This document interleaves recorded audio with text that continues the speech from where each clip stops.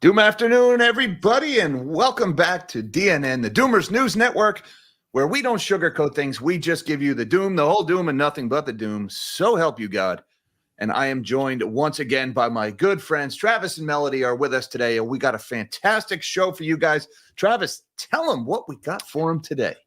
Okay, first and foremost, thank you for joining us on your Saturday evening. Hopefully you guys are not going out. Hopefully you're staying home to rebudget and saving money. But today's video is going to be obviously chaptered. Everything will be chaptered. It's going to start with Jack's first segment, which is This Week in Dune. Second segment is going to be by Melody talking about the Great Flood of 1927. Segment 3 is going to be by me, and I'm going to talk to you guys about, it's a little touchy every time I talk about FEMA, man. I go down a rabbit hole, but I'm going to talk to you guys about mandatory versus voluntary land buybacks as a result of the flooding in the Carolinas. So I'm going to go over that. Segment 4 is going to be by Jack talking about Lindsey, which is to say we have another bank run, Jack?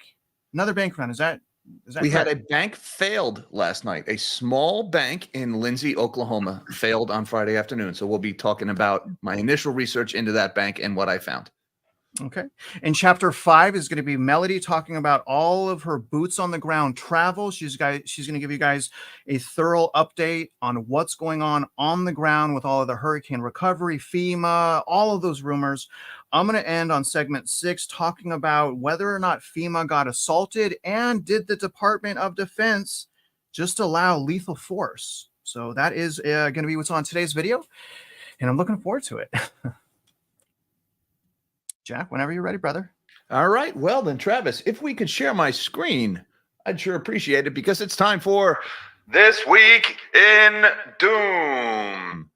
And we had another particularly doomy week this week. Let's start off with the nuclear story. We had some big tech nuclear ventures announced this week. Both Amazon and Google, or should I say Alphabet, both announced forays into small modular reactors this week, pursuing nuclear power as a means to provide the magnificent energy demand associated with their ventures into artificial intelligence. Amazon in particular announced $500 million worth of research toward these small modular reactors. We saw stocks in companies like Oklo and NewScale both rallied about 40% almost instantly on this news. Although it's worth pointing out that there are currently no small modular reactors under construction anywhere in the United States for commercial operation. There is only one model of small modular reactor has been given design certification by the Nuclear Regulatory Commission, and that project was abandoned earlier this year. So the demand for AI energy is going to be here long before this nuclear energy will, which means if they keep building out these data centers like they're telling us, get ready for higher power prices. Also going on, we've had some late developments in just the last few minutes here, actually, with Boeing. First of all, earlier this week, Boeing announced 17,000 layoffs of their staff at their plane facilities, something our friend Travis here covered in great detail at Real Estate Mindset, his channel. Boeing announced 17,000 layoffs as part of this ongoing strike of 33,000 people. They also announced and filed with the SEC to raise $25 billion in cash, which would give them several years worth of liquidity to sustain a protracted and lengthy dispute with their organized labor, the Machinists Union. And just a few moments ago, we had on the Wall Street Journal, this one was published, that Boeing and the union have reached a tentative deal to end the strike. This one just hit this morning here. The jet maker's new proposal offers a 35% raise. Now, this deal has not yet been accepted. It hasn't been put up to a vote for the union membership yet. The prior 25% raise was immediately rejected by the union. And then following 17,000 layoffs and that big capital raise by Boeing, I suspect the union is going to be more receptive to this offer because it looks like Boeing is playing hardball when it comes to this strike here. And speaking of strikes and disputes, pay attention to automaker Stellantis. They were in the news several times this week.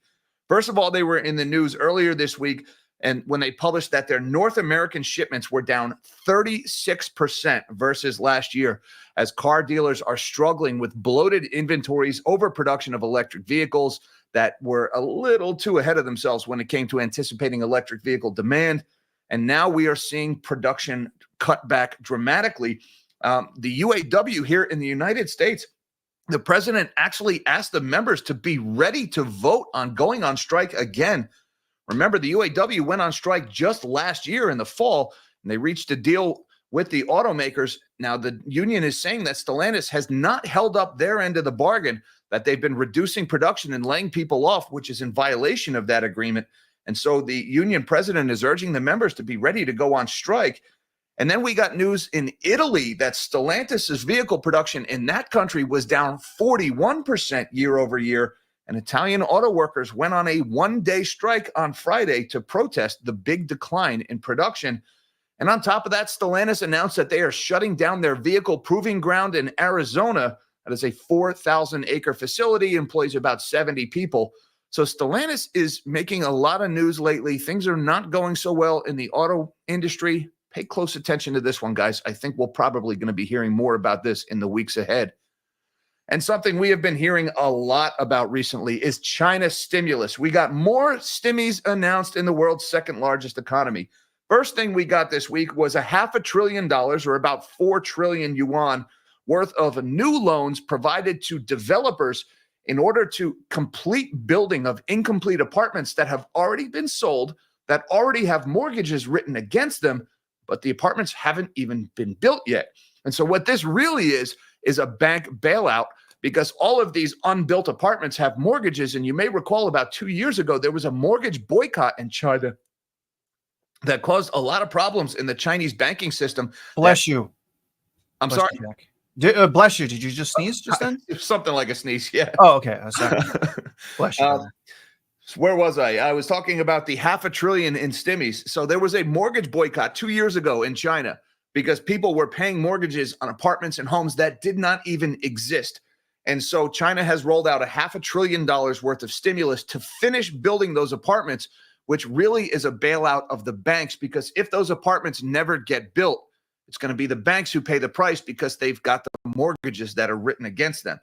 That was the initial one. And I would point out, guys, that this is actually going to make their housing situation worse, the situation in their housing market, because when you add new housing supply, you depress the price if demand stays the same. And so China already has a problem. There's already 65 million vacant apartments in China, and they're going to build another 45 million more, which means 110 million apartments with nobody to live in them. Guys, that's like 400 million people worth of living space.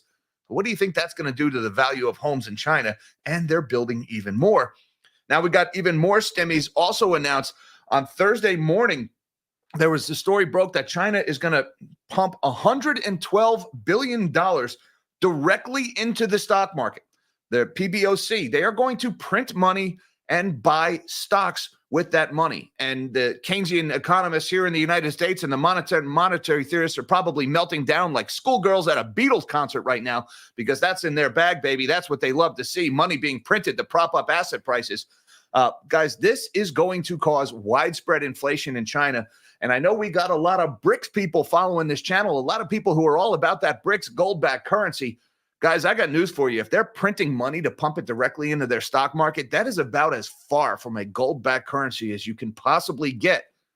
But that is what's happening. And of course, stocks in China had another very volatile week. We had this massive run-up in China stocks as they started announcing the stimulus. And then the stocks started to sell off a little bit as the stimmies that were actually announced were disappointing. And you can see this big green candle here. That was that announcement that China was going to print money and pump it directly into the stock market. And magically, stocks went up in value when that was announced. And you may be shocked to find out that when the world's second biggest economy is printing money and pumping it directly into stocks and housing markets, that the value of gold and silver also went up on that news. The price of gold closed the week at an all-time high of $2,721. And the price of silver closed at a 12-year high of $33.69 an ounce. Gold and silver have both had fantastic years here, guys. These assets are going up in value as stocks are going up in value and as homes are staying stubbornly high in value. Got to wonder, is this the value of assets going up, or is this just the value of our money continuing to go down? And we got more updates from Israel and the Middle East this week. What you're looking at here is a THAAD missile launcher. That stands for Terminal High Altitude Area Defense. That is the United States' most sophisticated anti-ballistic missile system in our arsenal. It is a $3 billion system that includes multiple launchers, radar, and control vehicles, along with about 100 soldiers needed to operate the system and maintain it. And they are all headed for Israel. Israel is receiving a donated THAAD missile system along with 100 U.S. troops to operate it. And it is believed that this is part of a negotiation between Washington and Israel to avoid them hitting Iran's oil facilities, something we have talked about on this facility. We're heading into an election system, and Israel blowing up oil facilities is not very good for the incumbent party. So here, help yourself to a THAAD missile battery and 100 warm American bodies to operate it. Along with that, we had Israel commit this week that they won't hit Iran's nuclear or oil facilities. And we also had this. This is a B-2 Spirit bomber. And what it is dropping there is a MOP, or a massive ordnance penetrator. That is the United States' most powerful bunker buster bomb that we dropped on the Houthis this week. We had B-2 Spirit bombers flew all the way around the world to drop this ordnance. And it's interesting because there's been a lot of debate about whether or not the Israelis would have been able to take out the Iranian nuclear facilities because they're buried so deep underground. And if they were to attack those Iranian nuclear facilities, this is exactly the piece of ordnance that they would use to do it, this massive ordnance penetrator. So while Israel is committing to not hit the nuclear or the oil sites, the United States is dropping one of these things on the Houthis, an Iranian proxy, as if to remind the Iranians, we reserve the right to mess up your nuclear facilities should we ever decide to. And also this week in Israel, we had Hamas leader Yahya Sinwar. I'm sure I mispronounced that. He was killed by a drone taken out by the Israeli military. This is being viewed as an opportunity to end the conflict because he is basically the Osama bin Laden of the October 7th terrorist attacks in Israel. Now that he's dead, they are wondering, is this an opportunity to end the conflict? We'll see, though. Hamas, of course, has vowed to retaliate. But if you take all of that, the U.S. aid packages to Israel, the MOPs being dropped on the Houthis, the Israelis committing to not attack the Iranian nuclear or oil facilities, that resulted in a significant drop in oil prices this week. The price of a barrel of oil dropped from the low 70s down into the high 60s at $68.78 a barrel for WTI crude oil, down every day this week. When you take away the supply disruption risk of the Israeli-Iranian conflict, you are left with a global demand situation that is looking bleak, to put it mildly. And so oil prices appear to be heading lower here. And we also got some interesting celestial phenomenon this week. We were treated to beautiful sights here in the Northeast, such as this picture was taken in New Jersey. I actually saw this in my backyard also. This is the Aurora Borealis was visible in the Northeast. We also had this image. This is the Sunchasen Atlas Comet. I'm sure I mispronounced that one. That was visible here in the Northeast. And we also had the celestial event that's maybe not so rare, communism being visible from space, because the entire island of Cuba, the whole country, lost power when their power plant shut down. Power outage plunges all of Cuba into darkness. Cuba saying, hold my beer, to North Carolina, proving that communism is visible from space. And thus ends This Week in Doom. Jack, that was absolutely outstanding, sir. I have a comment for you, Jack. And thank you for the support. We have a $5 super chat. You guys have any doomy costumes for next week? Maybe Jack could dress up as Janet Yellen to reenact her voice. Jack, I'll pay you $10 not to dress up as her, but to do the voice. What, you saying I couldn't pass for a 5'3" old lady? Is that what you're trying I'm to saying I don't want to watch you try. I don't want to watch that happen. Hey, I'll try anything once. Thank you very much, Harmon LLC. I appreciate the super chat. Yes, thank you so much. Yes. And by Jack, the way, since we had a bank failure, and since you mentioned Janet Yellen, I figured this is a good time to remind everybody that our banks are strong and resilient and very well capitalized, as Secretary Yellen likes to remind everyone. Hopefully that was worth that super chat. That was Steve's Dance, monkey dance. Go ahead, So Melanie. did they say no? Did they say what happened in Cuba? Like, does anybody know? It was this one major power plant that has been struggling. They're struggling to maintain it. They can't get parts because of the embargo. The island is broke, so they're having trouble getting fuel supplies. So, they didn't list the specific cause, but right before the power went out, the Cuban government did put out an order. Basically, they shut down all the schools, and they said, like, unless you are involved in growing food, shut down everything. And it looks like that wasn't enough to keep the island from going dark. So it's just an unstable power grid, and most of it was built decades ago. And Like ours. communism. This is the part where the communists remind us that real communism has never been tried, even though real communism seems to be failing everywhere it's ever been tried. But, Right. Wow, yeah, Jack, great job. I have, well, actually from Melody as well, get both your takes. This is good from Wally. Wally, I appreciate your support. I see you and appreciate you. He's saying nobody in middle class can afford what used to be middle class priced vehicles. Those vehicles have now turned into luxury brands. We saw that during lockdowns. $150,000 Ford Raptor on a 7-year loan. I mean, what do you guys have to say about that? Melody, what do you think? Any truth to the middle class going bankrupt? I think is essentially what they're saying. They don't exist anymore. I mean, Middle class? Yeah, the middle class is gone. They've been eradicated. yeah, the middle class has been squeezed. Most of them have been shoved below the poverty line. A lucky few have escaped into the upper middle class. But that's something that's been underway for decades, and it accelerated with the pandemic, in my opinion. And Wally, you're right on the money here. People just can't afford vehicles. We've seen stories in the last few weeks of Ally Financial posting that they're seeing rapid rises in delinquencies in auto loans. Capital One coming out with something similar. Inventory piling up at dealer lots. Production being way down. The electric vehicle industry is just going bust right now. So, combine that with what we're seeing in the housing market, which Melody and Travis do an excellent job of covering, right? The two biggest line items in the average middle-class family's budget, the house and the car, they're not moving off the lots or off the realtor websites right now. So the middle class is not doing well. And contrast that with, big bank earnings that are showing, trading revenue is way up and investment banking is making a comeback. You can see the bifurcation in the economy. Yeah. And Jack, I need to go research because Cerberus was involved with Chrysler during the crisis, as well as GM. And so I guarantee you there's something going on there. And I need to go look into that because, cars and houses, it's always, they make the economy run. And the fact is, Ford, when he was very adamant that the people worked at his plant should be able to afford his cars. And that was, we've long since left, that kind of reasoning.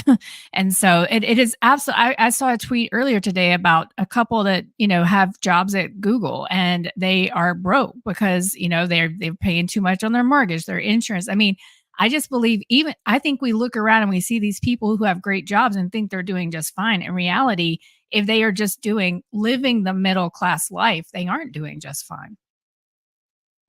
Well said, Melody. Now, real quick, talking about cars, just want you guys to answer this question, Mav, because I've answered this for Mav like 1,000 times already. So I'm curious, but I also wanted to point out to the viewers something you said, Jack. Essentially, to get that 35% raise, 17,000 employees had to be laid off. I think that's something close to half of the protesters. So I don't know if that was the best solution for the 17,000 that got laid off, but Travis, to Matt, real quick on that, because we saw the same thing with the auto workers. They went on strike, they got big raises, and then the layoffs came. And we saw the same thing with the UPS drivers. Then the layoffs came, the airline pilots, writers, and the writers. So, and you're seeing the same thing with Boeing. The layoffs are coming first and then the raise. But, it's this idea of the strong labor market. It's not true. It just isn't true. The strikes are happening because people are demanding higher wages that they're not getting. And then even if they do get the wages, half of them are getting cut a week later. So, well, the thing is, I think most Americans would agree that life is much more than being a slave to your work. We should be thriving and having, good times and be happy, but it is what it is. What do you think about this, Melly? Maverick's asking, is now a good time to buy a house? It's a loaded question. I'll go ahead. loaded? Not anymore to me. We have reached the point was absolutely not a good time to buy a house. And, I think they're if you're really sophisticated, you might be able to get a deal out there if you do your research. But there is just so much going on. And when guys, what's going to happen to insurance is going to, if we think it's already unaffordable, it's about to get so much more unaffordable. And so, I would say no, Travis, but what's your take? Well, Jack, what do you think first, Jack? I would say look at what gold and silver are doing. It looks a lot like early 2020 to me, or mid 2020, with gold and silver going vertical. That is the precious metals market saying we've got central banks suppressing interest rates, lowering real yields, even taking them negative again.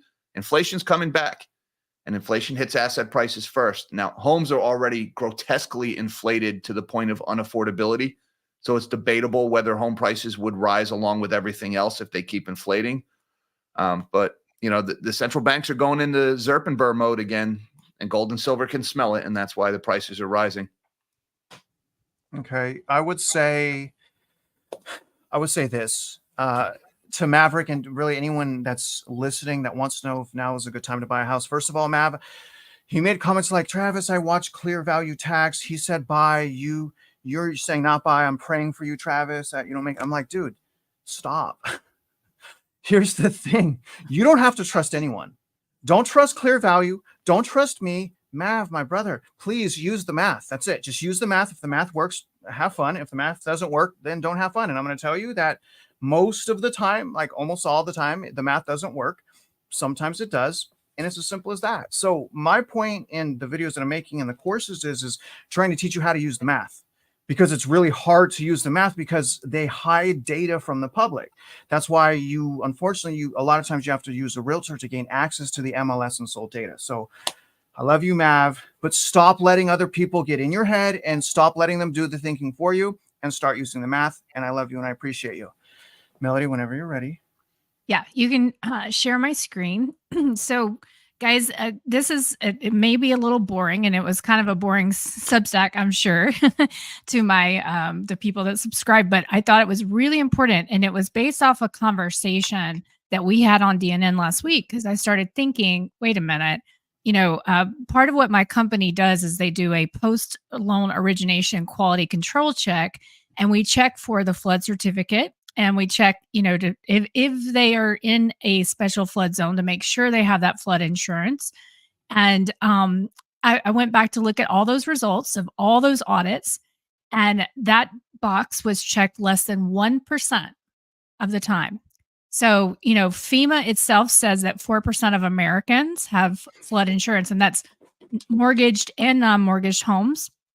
But that is insane, because FEMA also says that 99% of counties have flooded since 1996. And of course, a county is large and maybe it just flooded in one small area.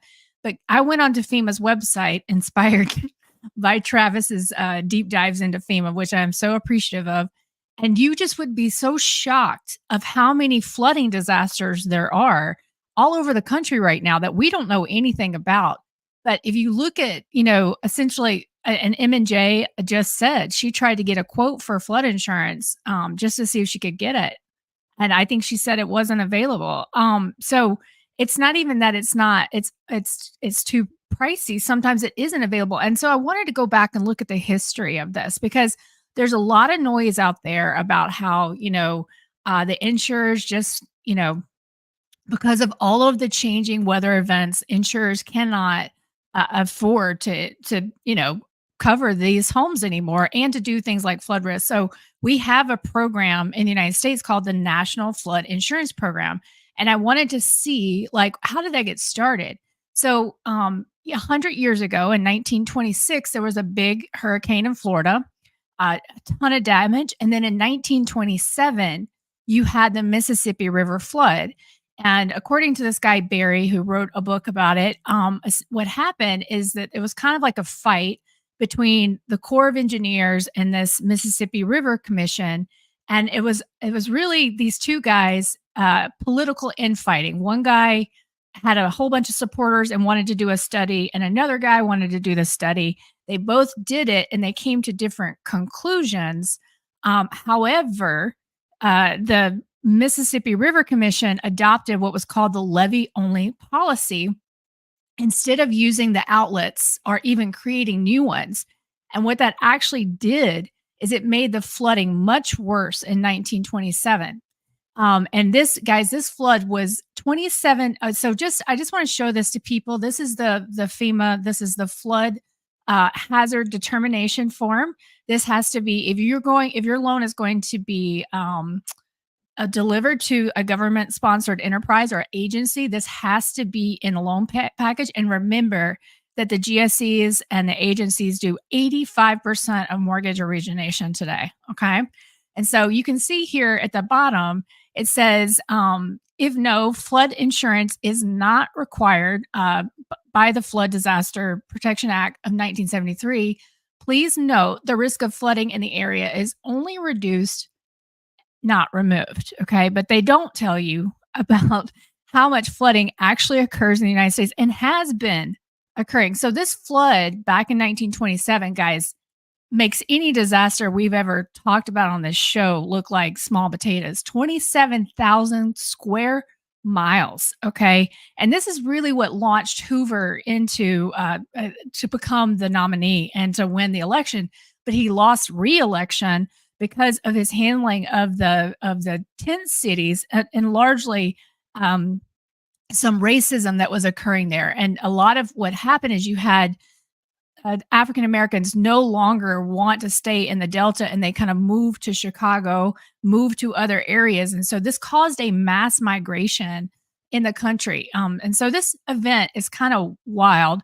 And it, just because I think sometimes we forget history all the time, and we look at things happening around us and think, oh my gosh, things are going crazy. In reality, we have, as Jack was pointing to in his story about those, events, the Aurora Borealis, but we have weather patterns in our country, and historic, disasters happen during those patterns. And so I thought this was, after all of the, hullabaloo we've been hearing about, was it the governor's fault? Was it the president's fault? For the non-response. Here you see back in 1927, a governor saying, for God's sakes, send us boats.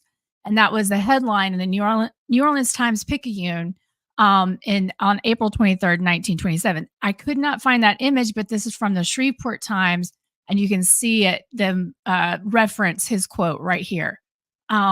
So before 1869, disaster relief, managing the levees was the planters had to do it. Okay. So that was their responsibility. And essentially, this is where Barry argues, who wrote this book, that this is where we started to see government expansion in disaster relief. And so I think it's really important to kind of remember this history. But here's some of the images, guys. So I watched, there's a 2014 documentary. It's no words. It's just images and reels. And no dialogue. There is some text in it. It's about an hour long. I would highly recommend. I mean, this was massive. And I grew up in the Mississippi Delta, so I knew about this flood. In fact, my grandfather's home, they did a intentional flood. And of course, they were vacated at the time, but they wiped his home off away in building a dam to try to control flooding. And so there's a long history of flooding in our country, and that National Flood Insurance Program, only 5 million people participate in it. And we probably have about 80 to 100 million mortgages out there. So that should give you some perspective. And we have about 165 million households. So this was a huge, and they say hundreds died. In reality, what you hear are reports similar to what we're hearing in Appalachia right now. And I'll talk about that later in the show. What I've been seeing is that because of the flooding, they got buried under the riverbed. and so many of them were African Americans, and you never got a good number on how many people died. So, essentially what happens is then this becomes a political issue. Everybody's talking about it. How is the government going to get involved? And until 1965, Hurricane Debbie, that was the first $1 billion hurricane. And they finally then implemented this flood program. Okay. So what I find fascinating, I mean, this is why history is so important, guys. It's why it's fun to go back and look at the news articles from 2007 and are the commercials. But I just want to read this, okay, if you guys don't mind. The NFIP was implemented in the midst of a remarkable population shift to hurricane vulnerable states and coastal counties.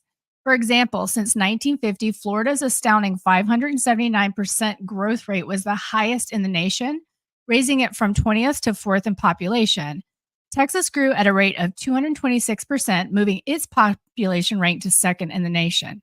And then it says, as of 2010, 39% of Americans lived in coastal shoreline counties, a remarkable increase of almost 40% since 1970. Okay. And then this is my favorite chart to share on X Twitter when people talk about the COVID migration to Florida. Because talk about debunking a narrative. If you look here, so this is since 1946, right? Everybody see that? They show the highest yearly rate, then they show the lowest yearly rate, and then they show an average yearly rate. So highest yearly rate, 2010 to 2019, 2.0, 1.9. Lowest yearly rate, 1.0, 0.5, 2020 to 2022. And then here, average, lowest since 1946. Lowest. And we know, if you look at Challenger, that 2023 was the lowest relocations since they've been tracking. It ticked up a little bit in 24 because of the return to office. But we're about to see, in my opinion, and this is something I've talked about in detail with Julius Miami, we are about to see some serious reverse migration out of Florida. And that's, you're seeing stories about that in the Wall Street Journal, et cetera. And so, this storm, and you can stop, I'll stop sharing my screen, these storms are so massive, and most of these people do not have flood insurance. And so you can look at Houston, where Travis lives, and you can look at May and June before Beryl, and the delinquency rate was around 4.5%. And then after Beryl, it's at 6.5% right now. Okay, so we have now, you look at Florida, you look at this huge disaster over 6 states. We're about to see delinquency rise, and this is going to have a huge impact to the economy because here, the Blue Ridge Parkway gets 17 million visitors every year. Okay, that's the area that's been impacted. It is the most visited road in the country. And this is peak season right now. And so, and then you go to Florida, so many Airbnbs, so many hotels were damaged. And so we're about to see a huge hit to the economy. And not to mention just the personal devastation to these people. And I'll be talking more about that later in the show. But I wanted to talk about this story because we're very frustrated with FEMA, right? We're very frustrated with what's going on. So I wanted to go back and see, how did we even get here? What, but you can see that. So the National Flood Insurance Program was instituted in 1968. But what you can clearly see from the late 20s is a whole bunch of government intervention that has a red tint. And what do I mean by that? So another book I'm reading is by Diane West called America's Betrayal. And she argues, she took, when the wall fell, the Russian archives were opened, and Yagaveru Peruski, I speak it badly, I would never be able to translate a book. It would take me a long time. So the point is, not a lot of people have seen those archives, and it takes time to translate them. And she goes through them and she argues that, hey, you know, that Red Scare that everybody thought was like people going kind of insane, that like McCarthy was insane. Actually, there were a ton of Soviet agents in the United States. And in fact, and I'm going to say something that's probably going to shock a lot of people, you know, Roosevelt had some ties. And so I think that what we're seeing is, I need to do a lot more research, but it feels as if these seeds of government intervention happened in the last crisis and they've just grown. And you can see this, you know, Fannie Mae, Freddie Mac, they were all started FHA in the 30s. So this started then. And now, you know, they used to be maybe 50% of the market. Now they're 85% of the market. So it's as if over time, you know, we're in that government intervention is just increasing. And so I really just want to like, this is more like I would say like a seed story that I want people to be thinking about this and thinking about, you know, what do we want government to look like?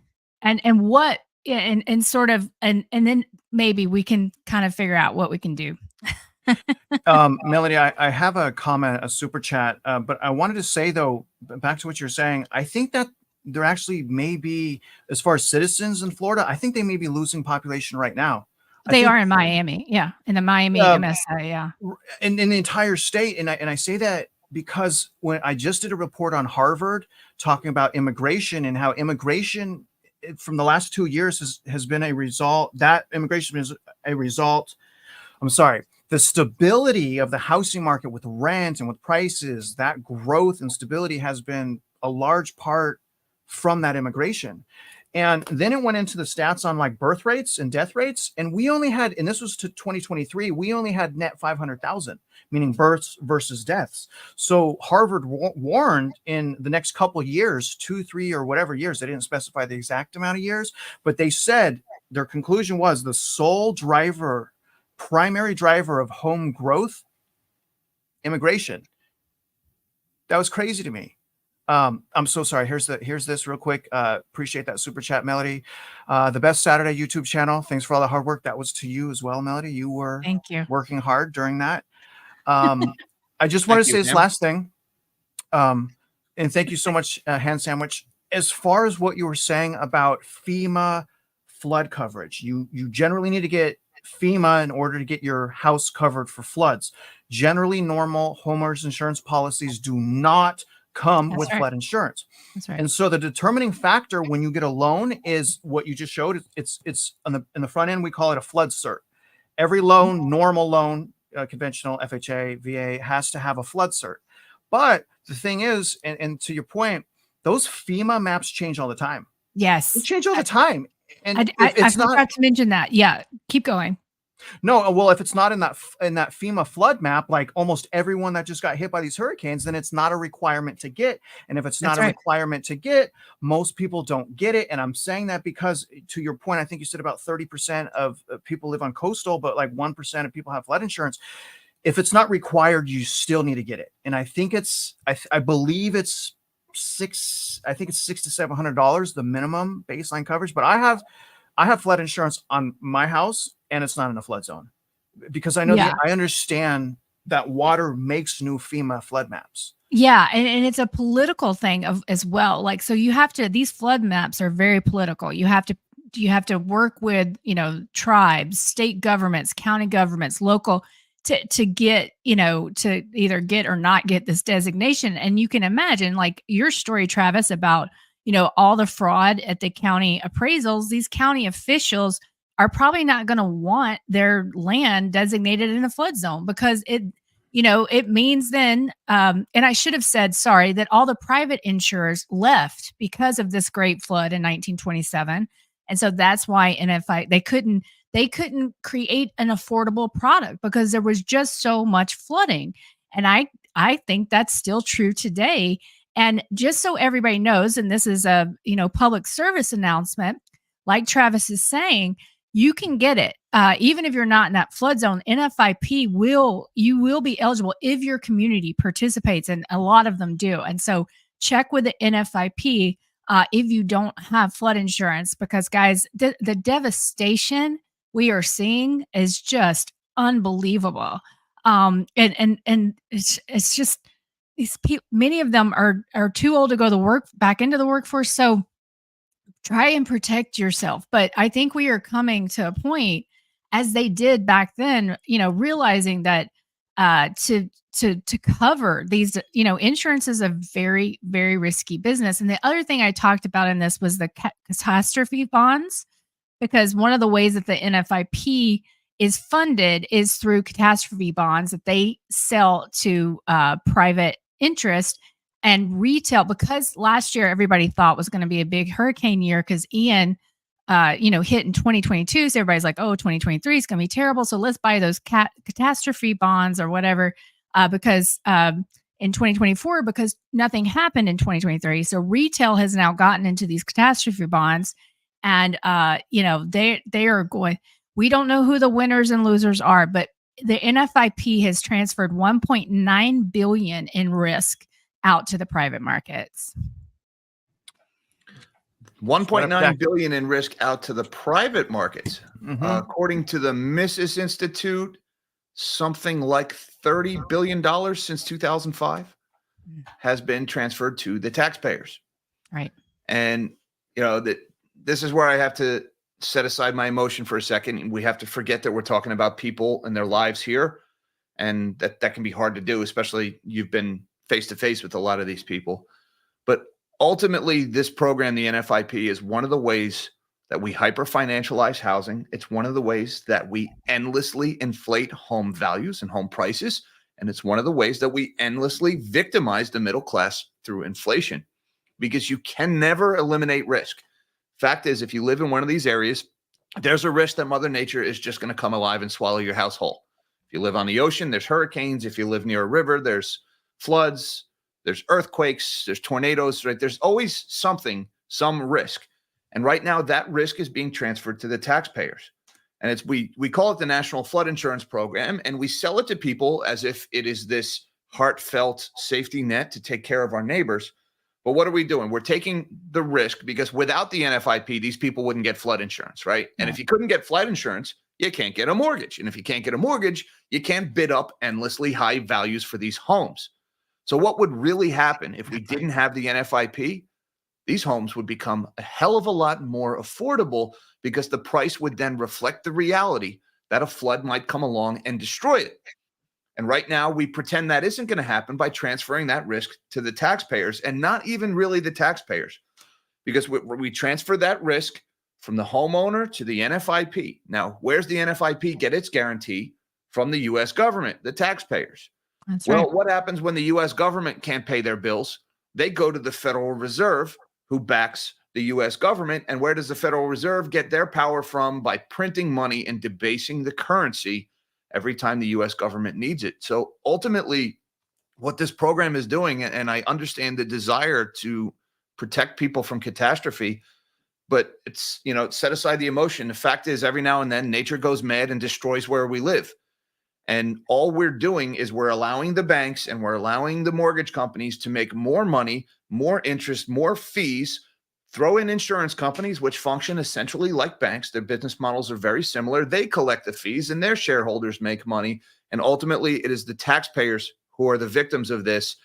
And not even really the taxpayers. It is dollar holders, because right now the government doesn't even operate off of taxes. The government operates off of monetized debt, courtesy of the Federal Reserve. So everybody in the world holding a dollar is ultimately the one who is insuring these homes through the NFIP via currency debasement. It's another way we hold up asset prices. We missed you, Jack.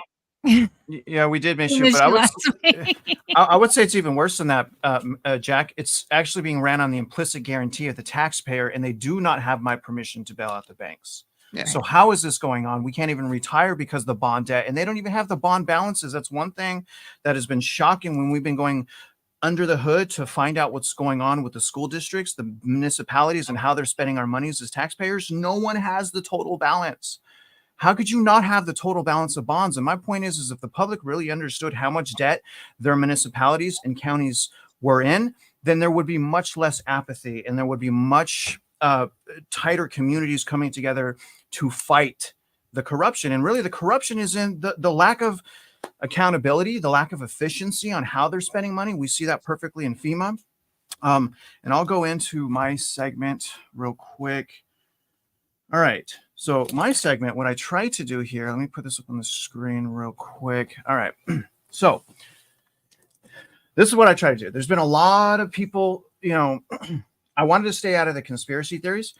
There's a lot of people. So in other words, despite whether or not you think that the government is controlling weather, or more probably something that's higher probability is their research is manipulating weather, whether or not you agree with that, a lot of people were absolutely devastated by these floodwaters and lost their homes. So I want to tell you guys what I've learned about voluntary versus mandatory buyouts. Okay, so there are programs that exist where the government, whether it's federal or state, they go in and they purchase property back that has been drastically devastated by floods.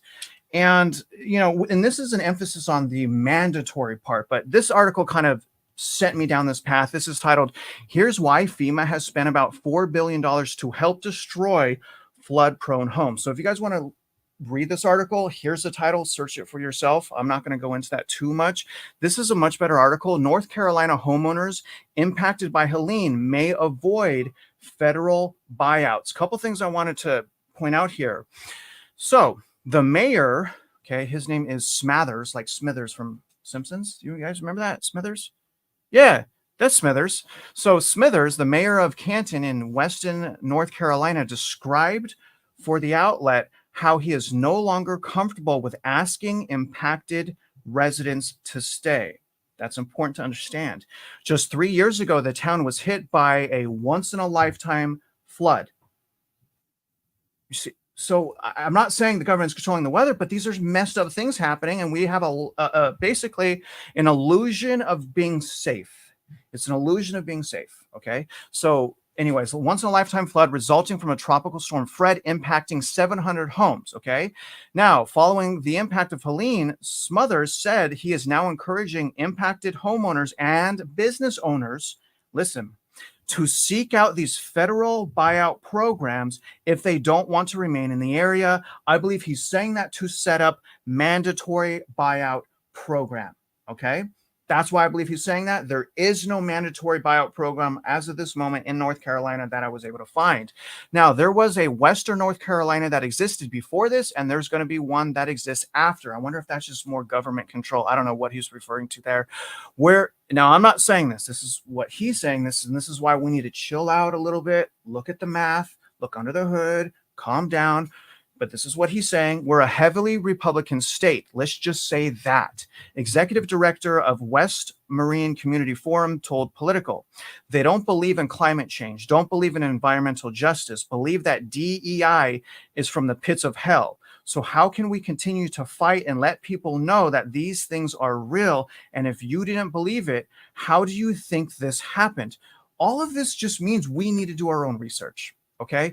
But can I just jump in for a second there? Jump right in. What kind of a miserable SOB says something like that about people who just like, well, before I feel sorry for these people, let me first understand their political beliefs, and then does that inform whether they get my sympathy or not? And this climate thing, let me just say that a few hundred years ago, these were the same people who used to throw virgins into volcanoes because the gods were angry, and that's why we got bad weather. All right. So like, acting like people deserve it. Come on, like, gag me, miss me with that noise. Sorry, that really rubbed me the wrong way, Travis. It's okay, but let me throw this up on the screen real quick. So here's this guy's putting check patent. No, here's the thing. I'm not saying. I was just trying to stick to what FEMA does and what they don't do. I'm not saying they're not manipulating the weather. I know for sure 100% that they are, but I am saying that I don't necessarily think that they have a remote control, right? Anyways, let's just keep going. What happens when a FEMA buys your house? All right, this is important. Again, because the damage has already been done. Can we prevent things like this from happening in the future? Hopefully, but right now we need to understand what can happen and what cannot happen, because a lot of people just lost everything. The prospect of repeatedly having to rebuild properties in storm-prone areas has led some governments to pursue an unusual solution to the problem: buy the properties themselves. Some local governments, in partnership with federal agencies such as FEMA and also HUD. So it's multiple. It's actually HUD financing this and FEMA financing this along with the state, that uses their disaster relief funds to purchase home in flood or storm-prone areas. This isn't the only way or even the best way to reduce the destruction from increasingly severe natural catastrophes, but the idea is that keeping such vulnerable properties vacant will save money in the long run because they won't need to be continuously rebuilt from these storms. Okay, some buyouts are hardly ideal and can lead to some perverse situations. Listen to this. In 2021, an NPR investigation revealed that HUD was selling homes. This is hard for me.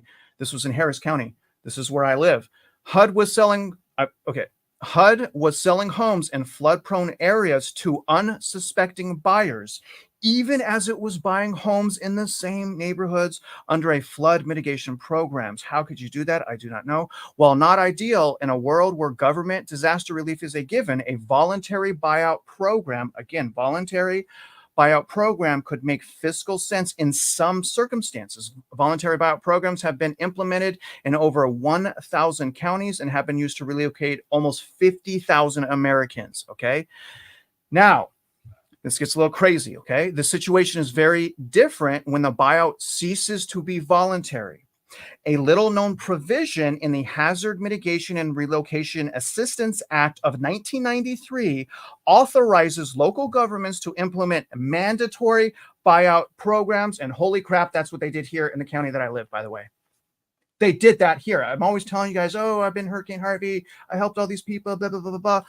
Well, they did the mandatory buyout back program in Harris County. This is absolutely insane. Anyways, let's keep going. So far, just 3 localities, Cedar Rapids in Iowa, and then also in North Dakota, and here where I live in Harris County, Texas, have adopted a mandatory buyout program.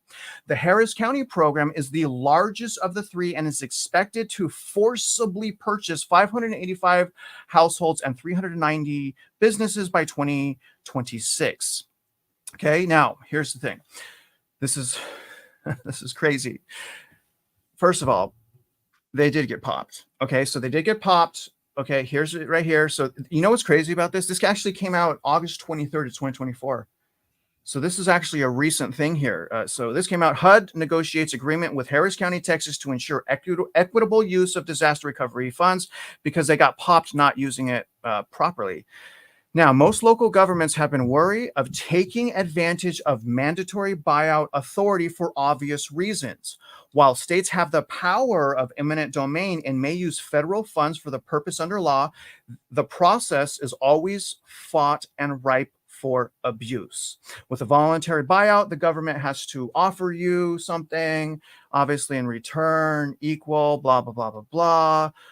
But let me keep reading this. Okay. Prior to 2020, when Harris County Commissioner instituted mandatory buyouts under the here it is, Harvey program, Project Recovery, the only example of mandatory post-flood buyouts other than that was in North Dakota. In this town of 47,000, a 2011 ravine flood prompted a mandatory buyout program that has since acquired 229 properties. I'm showing you guys this because, yes, they can do that. It is rare, though. It is rare. If you guys were impacted and you did lose your home, from my understanding, I'll show you guys here in a minute, but here's where you guys can go to look at the equations if you want to. This is a disaster recovery buyout program guidelines. This is on HUD Exchange up here. I did print this out. And a couple of things I want to point out here. So what happens is the state can actually buy these programs. Okay, so the state comes in, and this is an equation for the state. So this is what the state uses to calculate how much money to buy a property out. And a couple takeaways here: maximum amount of FEMA. So all these people that didn't have insurance, if their house got swept away, FEMA's max is 40,000, by the way. So 40,000 max. You see that? Subtract FEMA and insurance. So if their house is worth 100, the state is counting on FEMA to pay 40,000, which means the state would offer 60,000. Okay. But I also wanted to point out HUD. HUD is right here, the CDBG, DR replacement housing allowance. And I believe, from best of my ability, Melody, their maximum is 25,000. So just some interesting things. But I also wanted to show you guys this. So this was interesting. Also, okay, so this is from October 4th, 2018. What's next for proven but underperformed hog farm buyout program? What?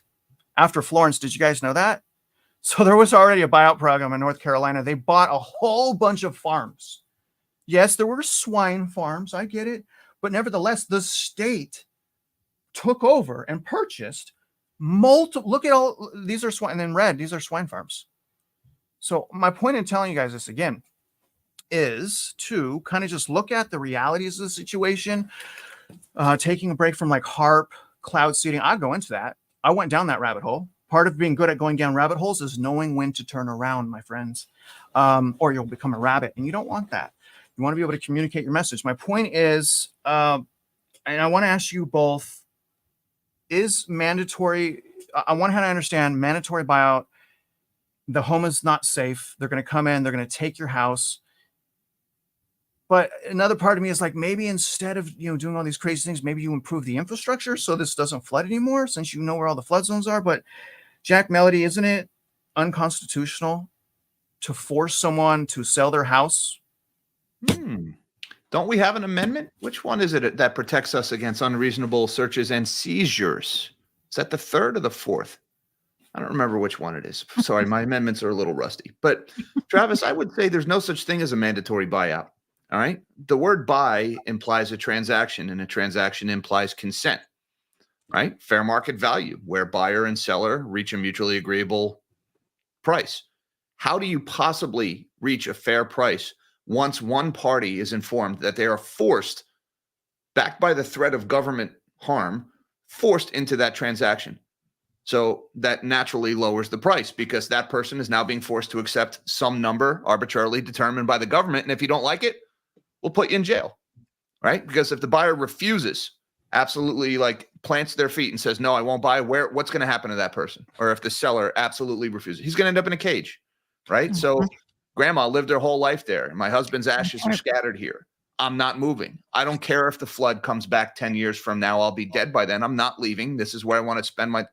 And the government is forcing her to sell her home at a government's arbitrarily. There are people like that, Jack. I mean, that's not, there are multiple. Melody is in an area in the mountains where, am I wrong to say that there are multiple peoples that the pride of ownership, right? That pride of ownership, that American dream, they're holding on to the property for those very reasons. Is that not right?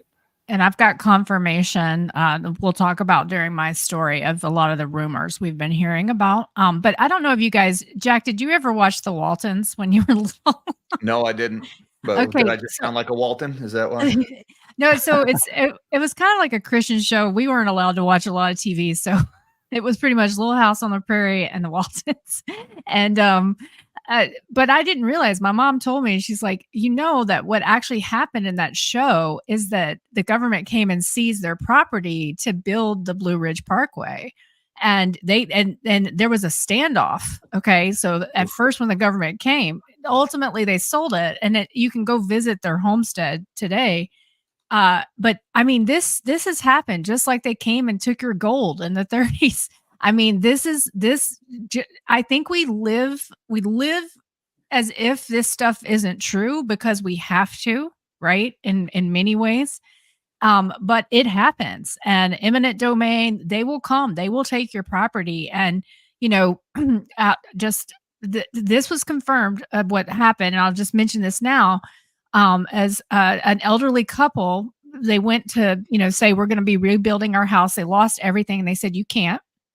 Your land has been rezoned. It's in a floodplain. You cannot build here, period.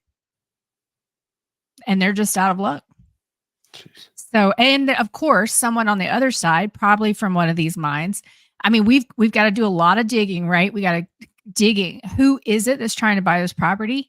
But someone is trying to buy their property right now. So this is happening. It's happening. And I don't like to say things when I don't have first person confirmation or verified sources. I now have them. So, Melody, this is happening. I think we got to watch that because we know who's going to get the land.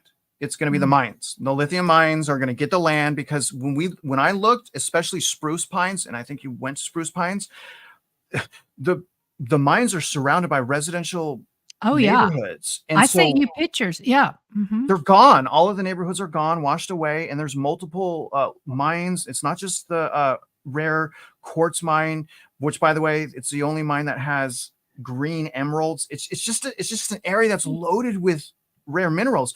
That Right. land that is devastated. It's if I was a betting man, I would bet a lot of that land is going to go to whoever is going to be digging lithium or rare materials out of that area because that's what they do. So whether or not that happened on purpose, I don't know. I don't have enough info, but Well, that is what is right. going to happen moving Yeah. forward. They will take the opportunity. They will absolutely take the opportunity. So, yes. Jack, anything else, buddy? Nope, that's all I got. Is it time for the bank? Are we talking about Lindsey now? Yeah, I'm talking about Lindsey, buddy. All right, Travis, if we could share my screen because we had a bank fail yesterday, guys. That's funny. And isn't it amazing that banks always fail on Friday? No, that's not an accident. The government likes to let us know about banks being seized and taken into FDIC receivership when our weekend has already started and when the bank is already closed, so we don't have a chance to run to the bank to withdraw our money or anything like that. It's always about let's not cause a panic. So this is a tiny little bank in Oklahoma, the First National Bank of Lindsey. This is nothing to be alarmed about. I get this is the Doomer channel and we do Doom here and everything. But this was not a rehash of the bank crisis of last spring. This was a fraud is basically what happened here. But that being said, there are some very unique things about this story that I think are very newsworthy. And there's some differences in this story that are very newsworthy compared to some of the bank failures that we saw last year. So here's how we found out. This is usually what happens. The FDIC, Federal Deposit Insurance Corporation, puts out a release that says it has been taken into receivership. They're basically taking over the bank. First Bank and Trust Company of Duncan, Oklahoma, acquires the insured deposits of the First National Bank of Lindsey in Lindsey, Oklahoma. So the First National Bank of Lindsey, that is the bank that failed. And what is left of that bank, at least a portion of that, is being bought out by the First Bank and Trust of Duncan, Oklahoma. So the First National Bank of Lindsey was closed today by the Office of the Comptroller of the Currency, which then appointed the Federal Deposit Insurance Corporation as the receiver. So basically, the FDIC is temporarily taking over the bank. To protect depositors, the FDIC entered into a purchase and assumption agreement with First Bank and Trust of Duncan, Oklahoma, to assume the insured deposits of the First National Bank of Lindsey. The sole office of the First National Bank of Lindsey will reopen as a branch of First Bank and Trust Co. during its normal business hours on Monday, October 21st. Depositors of the failed bank will automatically become depositors of First Bank and Trust. The insured deposits assumed by the First Bank and Trust will continue to be insured by the FDIC, so there's no need for customers to change their banking relationship to retain their deposit insurance coverage. So if you're the average customer at this bank, nothing changed for you. Your bank used to be at the First National Bank of Lindsey. It's still the same building, this tiny little bank with only one branch. The difference is now the branch is the First Bank and Trust Company. It's basically new management. Your money is still there. All customers of the First National Bank of Lindsey will have access to their insured deposits. There's that word again, the insured deposits. Now already they're kind of hinting at what's different about this bank failure here. Over the weekend, customers of the First National Bank of Lindsey can access their deposits by writing checks or using ATM or debit cards. Checks drawn on the bank will continue to be processed. Loan customers should continue to make their payments. So business as usual at this bank. Now, here's where we get interesting. This is what separates this story from all the other banks that failed last year. In addition, based on the estimated recoveries of the failed bank assets, the FDIC will make 50% of uninsured funds available to those depositors on Monday, October 21st. This amount could increase as the FDIC sells the assets of the failed bank. So 50% of uninsured funds. So this is the first time that an uninsured depositor at one of these banks has lost money. Now, this is a in stark contrast to what happened last year when Silicon Valley and Signature Bank, and by the way, those were much, much bigger banks. All right. This bank only had $107 million in total assets. This was a tiny single branch bank in the middle of a sleepy town in Oklahoma. Silicon Valley Bank, when they failed, all of the uninsured depositors, which were mostly big tech venture capital types, they got everything back, even though they shouldn't And have. the Chinese. And the Chinese, yes. Thank you, Melody. All the and Jack, this is the first bail-in in a long time. Is that right? well, this is It's a interesting. bail-in? They're not saying a bail-in here. So the language here, and this is still a developing story, but the language bail-in, in a bail-in, the uninsured depositors don't get their money back. They get equity in the new bank. But there's no language to that effect here. They're saying you're going to get back 50 cents on the dollar, so you're going to get cash back. So again, they're not really following the letter of the law here, at least based on my understanding of this press release. They're not being bailed in. They're losing half their money or half of their uninsured money. And I just want to, again, emphasize that is the uninsured depositors are losing half of the uninsured amount. The insured depositors, no change for them. Now, as of June 30th, the First National Bank of Lindsey reported total assets of $107.8 million and total deposits of $97.5 million. So this bank should have been solvent. They had $107 million, almost $108 million in assets, only $97.5 million in liabilities. But now they're saying approximately $7.1 million of the deposits exceeded the FDIC insurance limits. So a few people are losing a lot of money here. You got about 7.1 million was over the FDIC insurance limits, and these people are getting back 50 cents on the dollar. So somebody in this little town is losing $3.5 million. It's a lot of money. But again, compared to the billions and the hundreds of billions we dealt with the big banks that failed last year, not so much. Also, this amount may change because the FDIC is seizing assets. They will eventually sell those assets, and maybe these people recover more money. But this is the first case of a bank that actually people do lose money when it fails. That's not happened in any of these bank failures of the last 2 years. Even Heartland Tri-State Bank, which failed because of a pig butchering crypto scam that the CEO got wrapped up in and embezzled the bank's money. Even at that little bank, which was about the same size, they had 130 million deposits at Heartland Tri-State Bank. But even there, the uninsured depositors got their money back. So it kind of makes you wonder, if you're the guy who lost $3.5 million, why are you losing money where the people in Kansas got everything back or the people in Silicon Valley got everything back? The government is being kind of arbitrary here. Now, I'm not saying the uninsured depositors shouldn't lose money here. And in my opinion, they should, because ultimately, when uninsured depositors get made whole, it's the taxpayers and people who hold dollars, ultimately monetary debasement, that's paying the price. And the government has no right to do that to people. But it kind of makes you wonder, why would people lose money at this bank, whereas all the other banks, they didn't? They're treating people differently in the same situation. I think the government needs to answer for this. Why are these people in Oklahoma going to lose money when the people in California didn't? It's a fair question. Now, there's something else that's interesting here that I wanted to point out here. The FDIC preliminarily estimates that the failure will cost the Deposit Insurance Fund about $43 million. The estimate will change over time as the assets are sold. So this is a $107 million bank that's taking a $43 million loss. This was not, we made one bad loan. This was not losses on uninsured deposits. Almost half of the money at this bank went up in smoke. Something fishy, something really bad happened at this bank. And they go on in the next sentence. They say alleged fraud caused the failure of the bank and the cost to the DEF. Somebody stole tens of millions of dollars at this bank. All right, so here's the bank. This is a picture on Google Maps in this sleepy town of Oklahoma. This is the only branch. Nothing really exciting, right? You picture some sleepy town in Oklahoma. This is kind of what you picture in your head. All right, so this little town of 2,800 people is now about $7 million or $3.5 million poorer because of what happened here. When you go to the First National Bank of Lindsey's website, you get this notice now, basically a repeat of the FDIC statement saying, click here for information. Don't worry, you're now a First Bank and Trust customer. So the website is gone.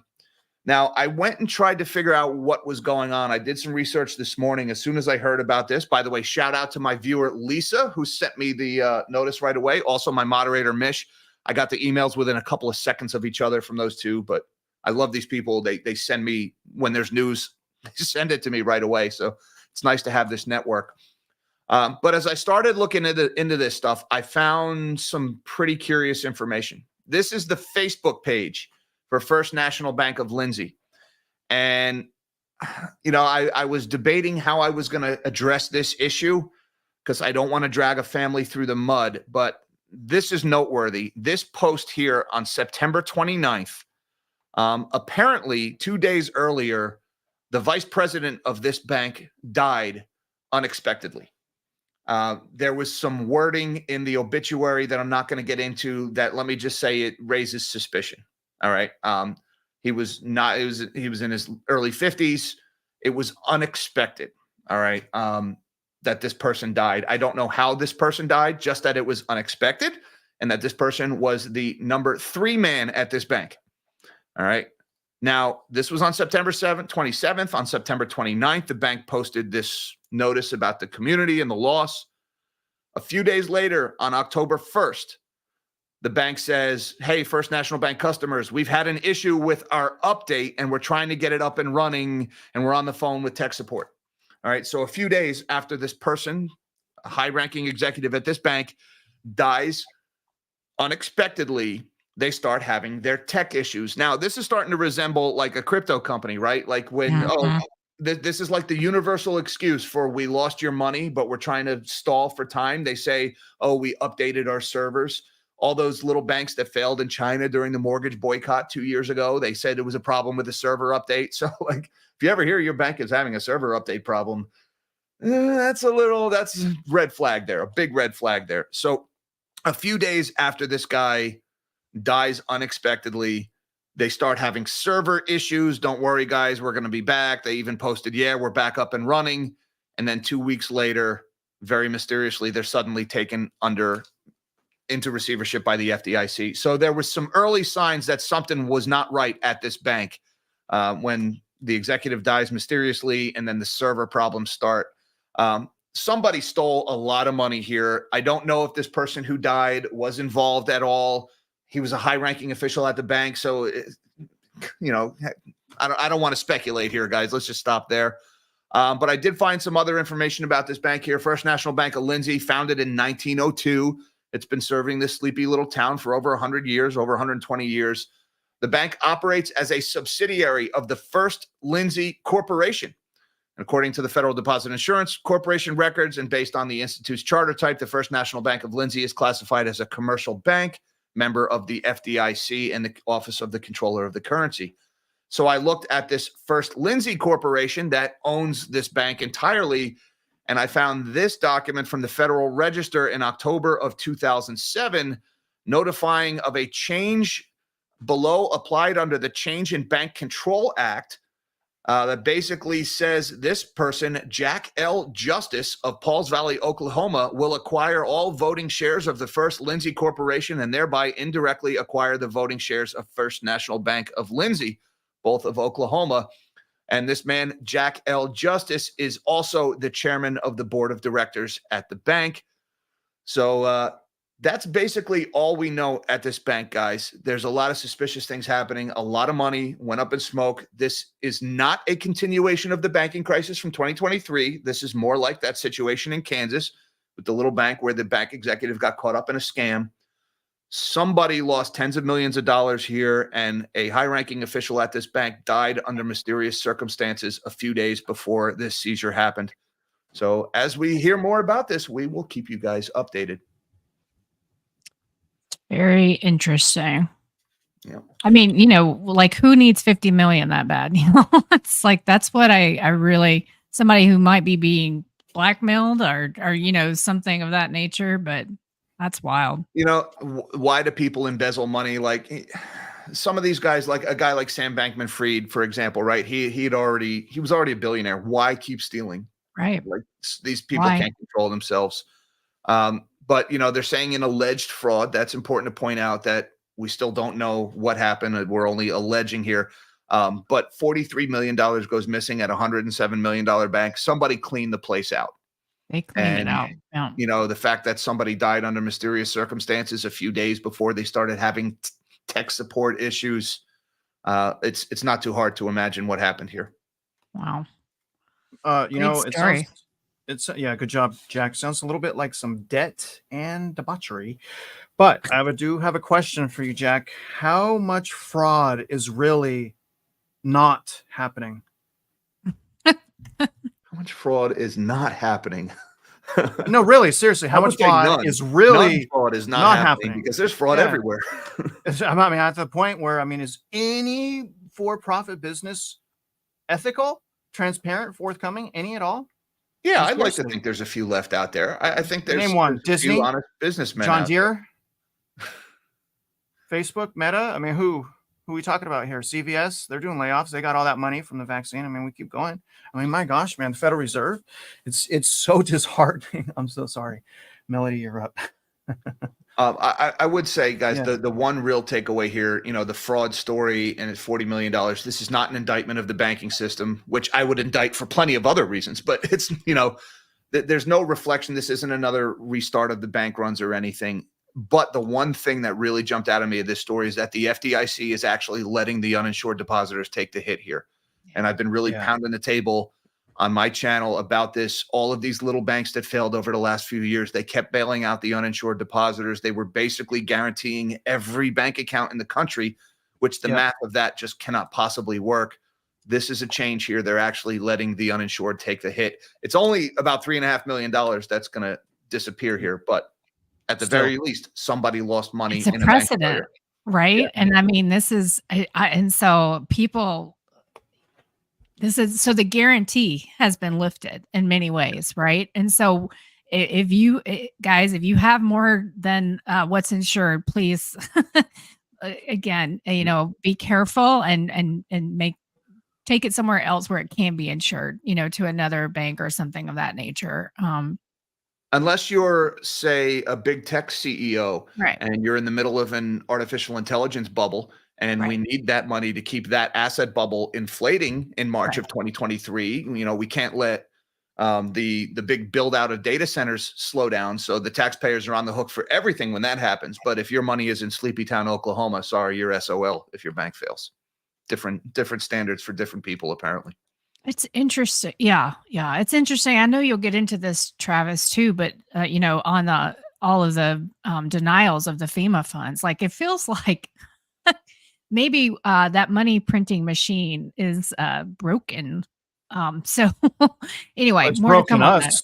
It's Well, broken yeah, us. it's broken us, but something's weird. And maybe it's just, you know, people are, with the election coming, people are just kind of frozen, but it is very odd. Okay. So speaking of that AI boom, I think a lot of you know, I've been driving around to the impacted communities around here, and there's just so many of them. I've probably driven at least almost 1,000 miles in the last 2 weeks.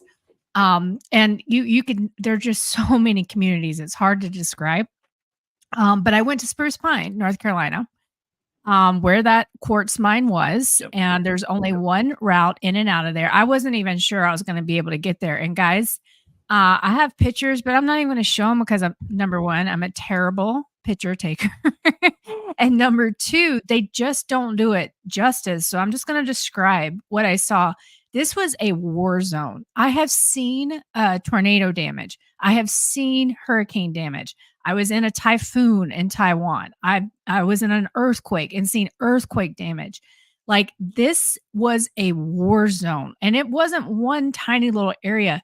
It was like the winds came in these valleys in the water and just destroyed. So I had one follower on, because I posted about it.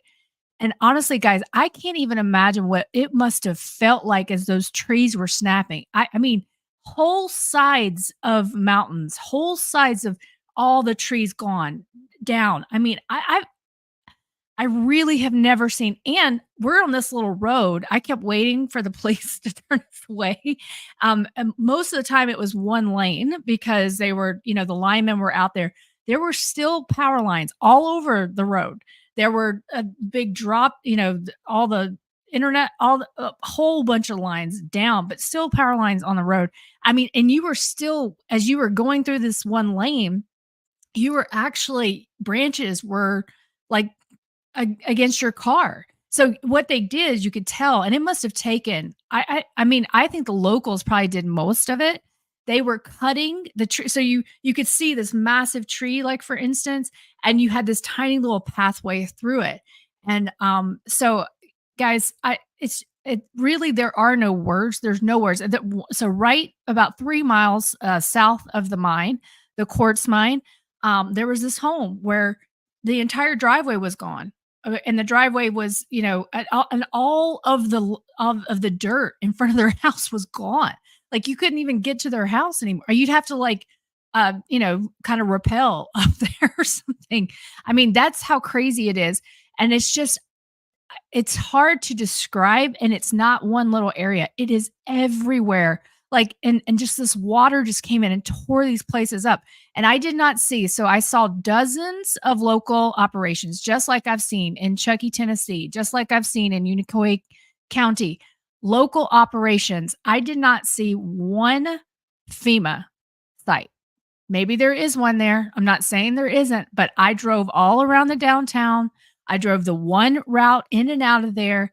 It was all local churches and local fire departments. But for the first time, and this shouldn't be the first time, guys, for the first time, I saw staging areas for the linemen. This is the first time. What is this? 20 days later? And so, you know, it's just crazy. There are trucks going in and out of the mine. So Peter Zahan did a video. He likes to exaggerate a little bit. You know, his video was called like, is the chip in jeopardy, chip industry? Because, you know, they need, this is the only place they get this quartz, okay, for those chips, which is what everybody is banking their the economy on, is NVIDIA, these chips, et cetera. So, and this was, so I didn't see FEMA, but for the very first time, I saw the Corps. And I mean, I wanted to hug those people. I'm not, you know, it's just like, and they were working because this tiny little road is really not, I shouldn't have been allowed on it, to be honest. I mean, I was really surprised because it is still very dangerous. And so, but I saw the Corps working on the main thoroughfare in and out of Spruce Pine. And my mom had happened to live there a while ago, so she knows the community really well. They have no water. There's a couple, like a gas station open, but they can't sell food. They can only sell just packaged food, no restrooms, things like that. This is such devastation. It is hard. It looked like a war zone. I mean, that is the only way that I can describe it. And like some bomb just went off. So anyway, yesterday I met with a local pastor here who, you know, he's been in this area his whole life, Mountain City, another place that I actually went to.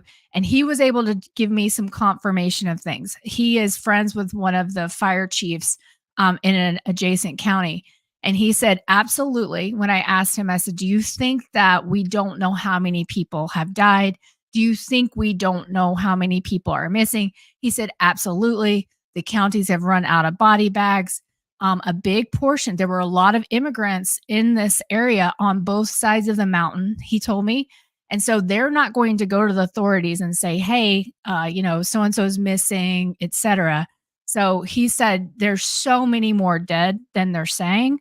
It's similar to what I said in that story about, you know, when you have flooding like this and they get buried under the riverbed, you know, we won't know ever, I don't think, how many people actually died. And then these communities, guys, a lot of people live, you know, they are in these mountains because they want to kind of be off the beaten path. The good news is I saw another little film where people are talking, you know, we have MREs, we have water, we have, you know, generators, but what we need right now is we need help building roads. We cannot get in and out. In one county called, I think, Yancey County. Samaritan's Purse came in and brought in 52 generators because these people were completely cut off, and they're saying they won't have power for 6 months. But this is a community of elder folks who, to run those generators, they're basically saying they run the generators two times a day for 2 hours, so 4 hours total. That's going to be over $450 a month. These people don't have that money, and so this is already an impoverished area in many ways, and the devastation is just so unbelievable. And so, I know we're going to put the links in always out here about, ways that you can give. And I really want to do a drive, guys. I'll talk to you about this later for those people in Yancey County, for those getting specifically to get the money for gas. But somebody asked me, how long do you think it'll take? And I'm like, a decade. And they were like, what? Guys, I mean, just roads gone, huge roads, mountains gone. I mean, this is just something you cannot understand until you actually look at it. And so down in Unicoi County, they're saying to get 26 open, which is a major interstate. Okay. It's a major interstate. To get it open with one road in each direction is going to take 45 days. I mean, this is going to take a very, very, very long time. So, I'm going to keep going out to these communities. I'm seeing so much like amazing things. I'm seeing, like disaster relief ministries from all over the country, in downtown Spruce Pine, guys, this was like such a cool little hiking community. This area is so unbelievably beautiful. They have a little kind of mural downtown that says, go hiking, breathe. I mean, it's just so cute. But there were people downtown serving hot food, chili, all that kind of stuff. I mean, so your countrymen have responded, and your countrymen are there are here helping. But these people need roads. And so I don't know how we make that happen, but that's what we're facing. And it is just unbelievable. And I know I'm repeating myself, but it's unbelievable devastation. Unfortunately, Mel, the problem here, and correct me if I'm wrong, because you were in this area, topography is playing a real role here, right? Because it's not as simple as just let's bring in the paving equipment and repave the road. The side of the hill that was carved out for the road to sit on is gone. So there's nothing to pave. There's no ground there anymore, right? No ground. Yep. This is not a quick fix, right? To rebuild these roads. It is going to take years. Yes. Yeah. I mean, this topography is crazy. And, we got up to the Parkway, the Blue Ridge Parkway, which, as I mentioned earlier, 17 million visitors each year. It's one of the most beautiful places in the country. And I think you guys all know I've traveled all over this country, and it truly is one of the most beautiful places. Waterfalls, just unbelievable. But yeah, you could only go like a mile on the Parkway. So this is what this is going to do to tourism, as well as these people's. This is a huge event that I think, because we're all paralyzed waiting for, the beginning of November to be over, that people just aren't talking about how big of a deal this really is. And, so we'll continue. I mean, I'm continuing to go out and get local connections in all of these communities, because we know in 3 months that right now they have all the water they need. They have all the food they need. They don't have all the gas they need. They don't have all the propane. But in 3 months, they will need our help. And that's really what, with my GoFundMe, also the XRP wallet, and, that's what we're going to be focused on. That pastor I met with, they run something called the Coalition for Kids. Already, they feed 850 kids every school day. It was rated as one of the best nonprofits in the nation. So this nonprofit, as I was there yesterday, was receiving 300 filled backpacks for kids. So these are people that have already been working in this community and the surrounding counties and in the schools. So this money is going to go directly to these people. So, again, and if you don't want to give to those efforts, I would recommend Samaritan's Purse as well. But these people are going to need help for a very, very long time. Melody, I did have a question. Since your boots on the ground there, especially, did you see or hear any stories at all about regarding FEMA taking people's property or FEMA stopping civilians from working, any type of aggressive physical threat or behavior from FEMA? Anything at all? Oh, I mean, I've heard so many of those stories, and just so many. So, I told a story about the pilot, that was told if you're going to be arrested if you go back to get the dad. I mean, these people have no way to get off these mountains. There's just no way. Just like Jack was saying, if half the mountains gone, you can't get down, but yeah. And so I know you're going to do that, and I'll reserve my comments because I know what your next story is. But yes, we're hearing it, and yeah, we are also hearing people saying, you know what, we don't want you anymore. Like, don't just go away because you weren't here when we needed you. Just go, We got it. Yeah. What about the average people in this town, Melody? I mean, you mentioned no power, no water, no roads. So, I mean, are the families still there, or have they just left because their house was destroyed and there's no infrastructure? I mean, where did these people go, or are they still just living day to day right there in the middle of Spruce Pine? No, I think a lot of them left. Like you can see homes like one of the terrible pictures I took was of one home that's damaged, the car completely trashed. They're gone. They're just gone. And all the businesses downtown are closed. They're gone. I mean, people are gone because there's no water. There's no water. So you can't even run your business, and they won't tell, they have no idea when they're going to actually get water. A lot of people have left. I know people like one of my mom's friends knew somebody that worked at the Lowe's in Asheville, came down here recently to just get a shower and things like that. But she lost her job at Lowe's because, that they're closed. So a lot of people are leaving. I mean, and this is always a thing people don't really talk about, is the exodus that happens after these events.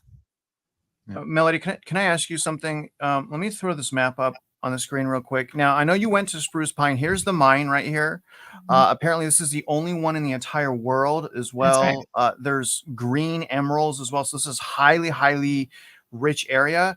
My question is these houses that are almost touching the mine right here, this whole neighborhood right here, is this one of the neighborhoods that got wiped out? Yeah. This is one. So it's weird. Like on one side, it's all gone. But then on the other side, if you were a little bit farther from kind of the valley, say, those houses aren't gone. And I mean, guys, I saw signs that said no power still. They have big signs, because this is, how you get help. You have to, I mean, they're not just, okay, I've got a list of addresses. Let me, honestly, these linemen, I can't even imagine what it was like there the first few days. I'm sure it was probably really crazy. I mean, I'm sure people were freaking out. 100%. Because I mean, it looked like Armageddon. I mean, it looked like a bomb went off, and you couldn't get anywhere. You couldn't get help. Nobody was there. I can't even imagine what this was like.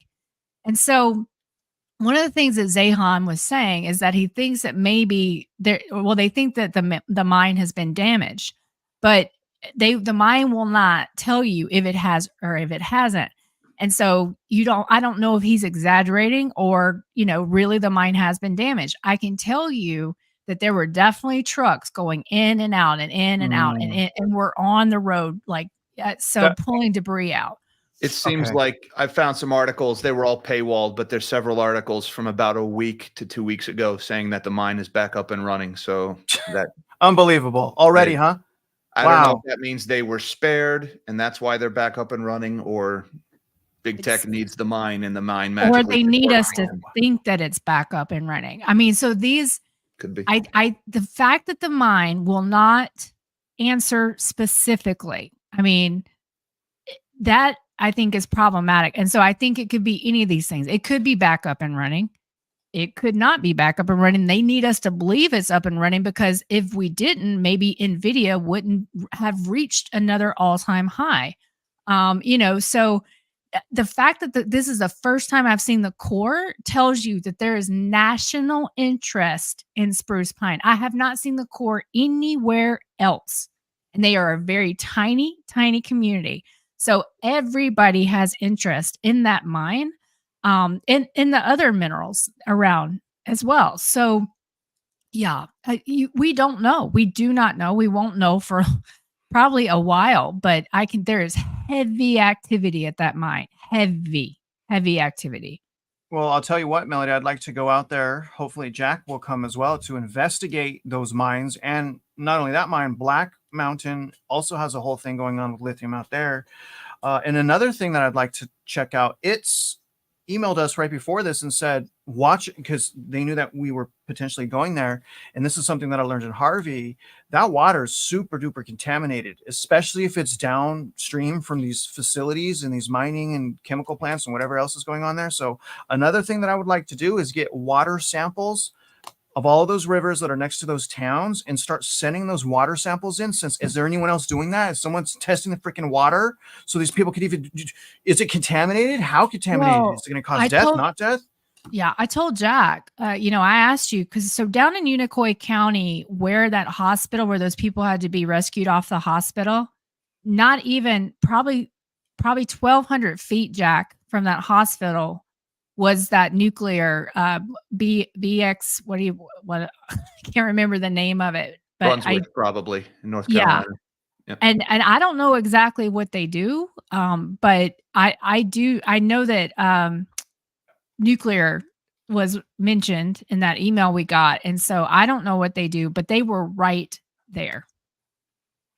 Well, the good news is when it comes to at least radiological contamination, I can't speak to chemical stuff, but the radioactive stuff is incredibly easy to detect.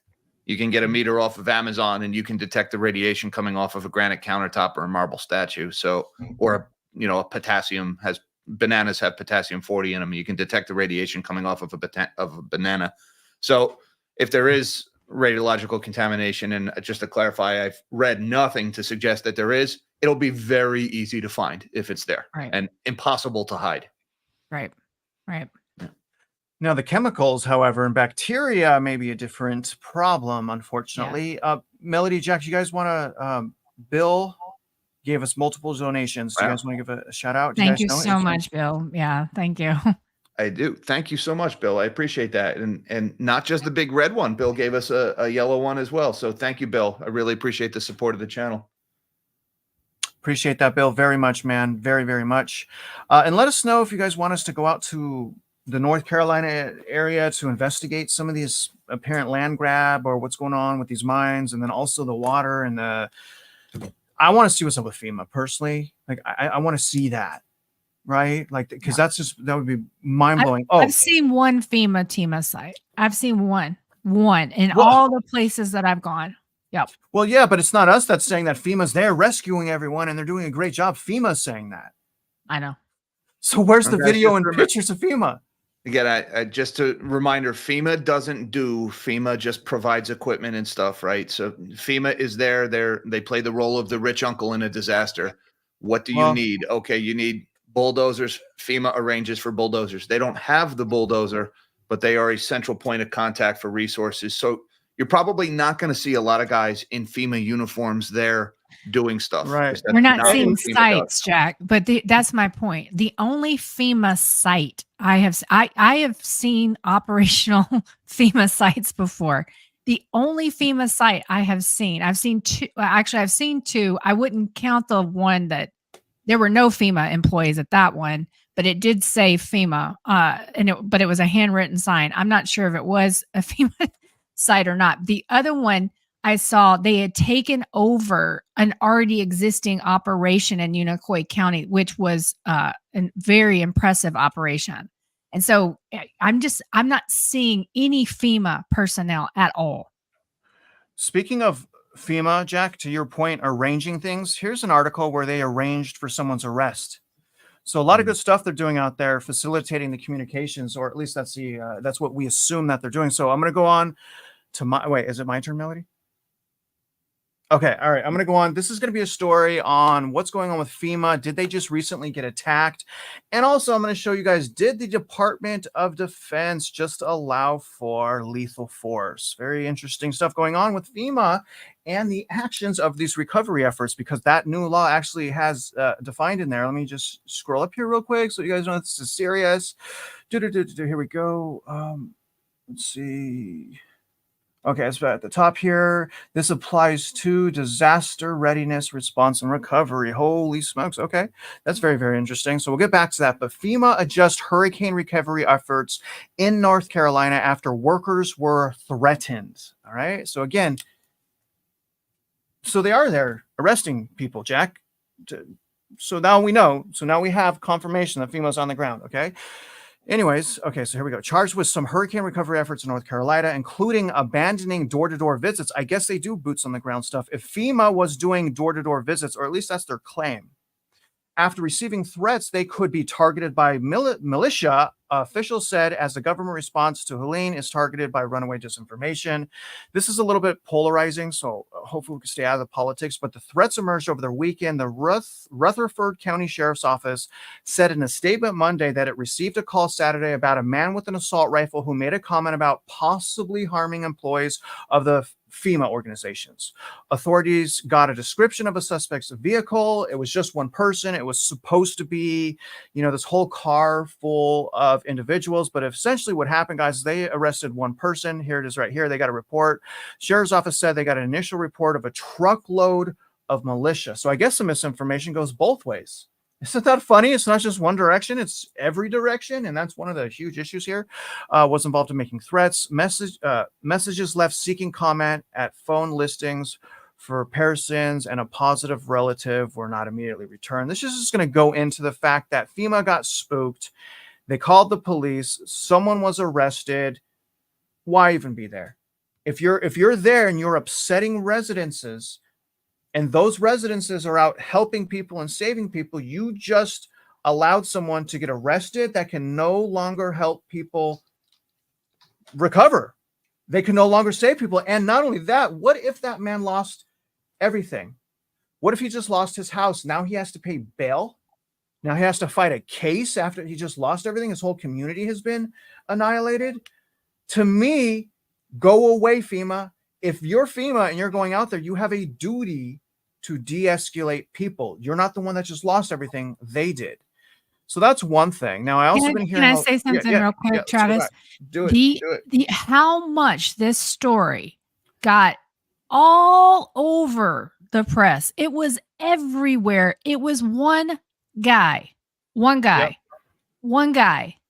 just going to repeat it. And he was the fall guy, right? He was the one that they could say that this was happening. Now, I wouldn't be surprised if there haven't been some encounters, but because people are angry. But the way that this story went full court press all over every single media, this was a way to manage the message about the fact that they did not send the proper response.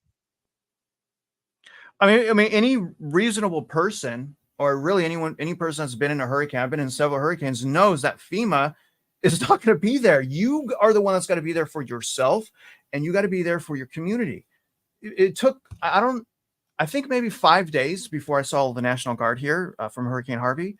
But regardless, not only do we have the mayor of North Carolina trying to convince people to sell. So you have that. You have the mayor convince people to sell. You have these miners licking their chops trying to buy out a lot of these communities. You have the military now allowed to use lethal force against anyone that is harassing companies like FEMA. So now FEMA can be protected by the military. I don't know. I have a handful of Marines that are my friends because of land-based shark fishing. They're really the only people that are crazy enough to do this with me. And I got to tell you, I mean, these Marines are amazing people, absolutely incredible people. And I know for sure none of the friends that I have that are Marines would hurt a civilian. None of them. These are great people. Now that they are loyal though to their commanders and obviously their uniform, but these are great people. But here's what this says: DOD Directive 5240.01, the stealth expansion of military intelligent powers in life or death domestic scenarios. This is going to be a little bit of a workup here. Imagine waking up to discover that the U.S. military has quietly been granting the authority to assist in domestic law enforcement activities, including the use of, here it is, a lethal force against U.S. citizen in certain circumstances. And I just showed you guys one of those circumstances is disaster recovery efforts. I just showed you that. So that does, and again, one of the reasons I'm showing you this, don't mess with government officials, right? Don't mess with these government officials. There are laws designed, first of all, you shouldn't threat anyone. Don't threat anyone. And certainly don't do it if they're a government official, because they could take you out by law. Now, consider that this change was enacted just weeks before an election. Interesting. Already surrounded by concerns about unrest, civil liabilities. We talked about that, and potential government overreach. This is the reality of DOD Directive 5240.01. So they actually did this as a result of potentially the election as well. But again, this is applying right now to what's going on the ground with the FEMA recovery. I'm sorry, with the hurricane recovery. Now, quick summary, new provisions. The updated directive expands the circumstances under which the DOD can assist law enforcement, including the use of lethal force. Assassination, however, is, and this is good, thank goodness, it's explicitly forbidden. Explicitly, okay? Not just a little, explicitly. So you can't assassinate anyone. That's good. That's good. Very good. Please don't demonetize us, YouTube. I've been having issues with YouTube. I don't know about you guys. Next thing, concerns about civil liabilities. The expanded definition of national security threats is raising alarms, particularly given the DHS's broader definition of domestic terrorism threats. A lot of confusion going on. High level approval required. This is important to understand. Any intelligence sharing that could lead to lethal force must be approved by the Secretary of Defense, but competent heads can act immediately. Can we just pause a second? What does that mean? For up to 72 hours before obtaining approval. Melody, what does that mean? Jack, can you, I'm legit asking you guys a question. What does that mean? That they don't need approval. Is that correct? I mean, if you're going to use lethal force, I don't understand the 72-hour waiting period, because or 72-hour review period, because okay, we use lethal force and then 72 hours later, whoops, we weren't supposed to. My bad. Is that how that works?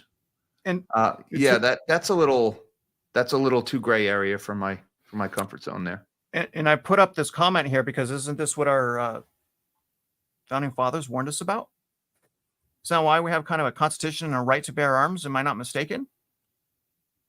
Yeah, and by the way, the whole domestic terrorism thing, where did that phrase even come from? Like, we granted ourselves all these authorities after 9/11 because terrorism, and then we decided we are going to take criminals, American citizens within our own borders, and all these things that we created to fight jihadis after 9/11, we're just going to say, okay, we're going to attach the word terrorism to run-of-the-mill criminals here in the United States. And then all of a sudden, all these magic powers we gave the government now apply within our own borders.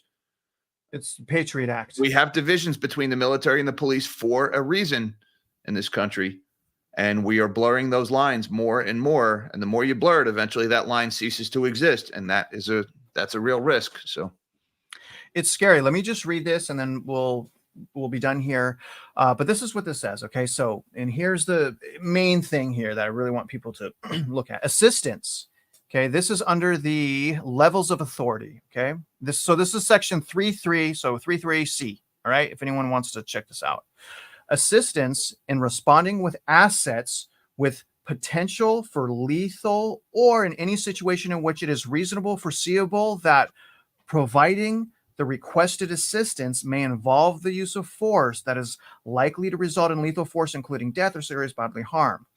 It also includes all support to civilian law enforcement officials in situations where a confrontation between civilian law enforcement and civilian individuals or groups is reasonably accepted.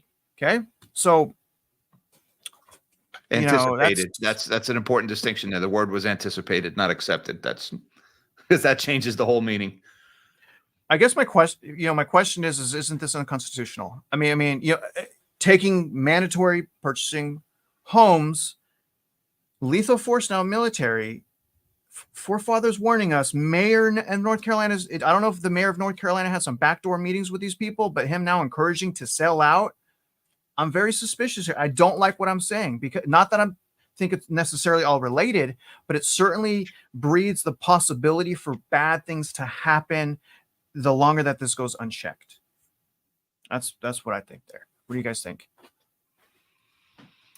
Well, let me just, can I address the beginning? We should not judge an entire region by the worst human examples of that region. All right.